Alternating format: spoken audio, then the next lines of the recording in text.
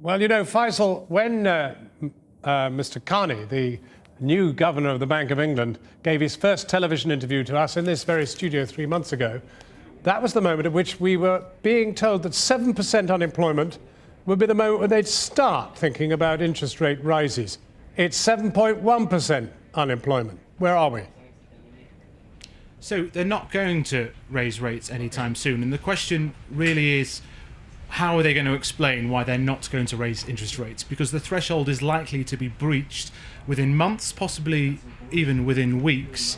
And the markets are starting to ask the question, what is the real policy here? Is the real policy actually that interest rates stay at 0.5% for as long as they possibly can without interfering with the Bank of England's credibility to fight inflation? They're helped by the fact that inflation is quite low. This matters because it's a global debate.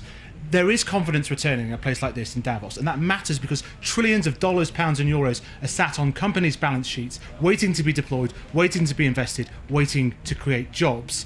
But it's that fear of what the central bankers will do, central bankers like Mark Carney, that may provide that little last bit of fragility. And that's why what matters here in Davos goes well beyond Davos, into our factories and into the jobs that are being created in Britain and around the world. For a week every year, Davos, the Alpine town, overrun by plutocrats, technocrats, Democrats too, and lots of bankers, taking over its high street shops to use as schmoozing salons. And the message this year is that the black clouds of doom have lifted from the winter capital of capital. Is the crisis over? Is the crisis over? Yeah, the crisis is over. Most countries are returning to growth. You're from Channel 4 in the United Kingdom. UK is producing great growth figures. IMF has increased its projections for UK growth. Yeah, I think the crisis is over, but let's not be complacent. Another one could be around the corner.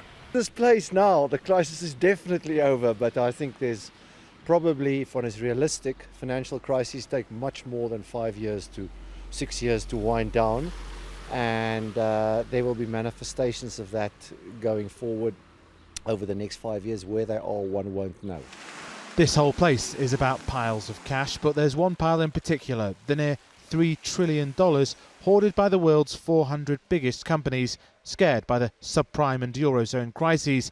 The meeting here suggests that this pile might be being released, but you have to go elsewhere to see that in action.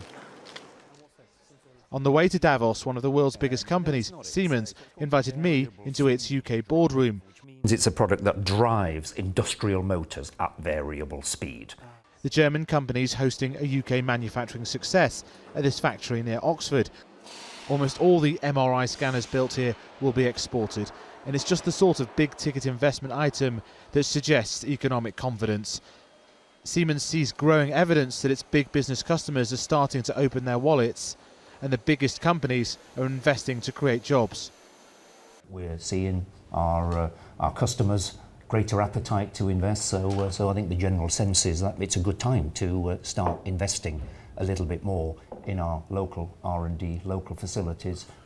And in this boardroom now, decisions being taken to invest more to meet demand from other companies investing more. A virtuous circle that would drive Europe and Britain firmly out of recession.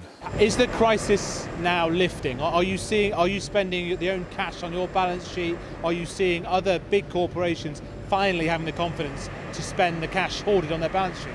I think we have definitely a better foundation this year as compared to last year. And we do see a more positive sentiment for the customers to really start investing more in long-term investments.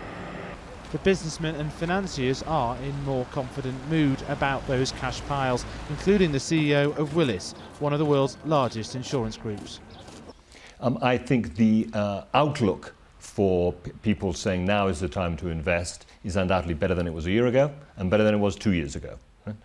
We're not out of the woods completely, right? But clearly when you look around, some of the dislocations have started to unwind, and people are starting to look forward to say, well, how do we build some new businesses, employ some new people, take advantage of those opportunities? That is the balance of the conversation. The Chancellor arrived today to promote Britain as one of the fastest growing major world economies, and he was delighted at the strong jobs numbers.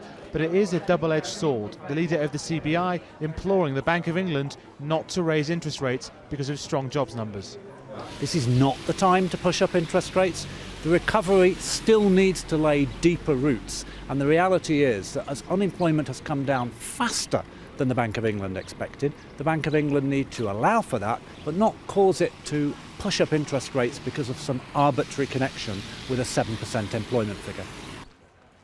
So that pretty much sums up the world from Davos and beyond. The gloom lifting certainly for big corporations and not yet reaching beyond the 1%, but central bank interest rate rises could yet provide another economic precipice.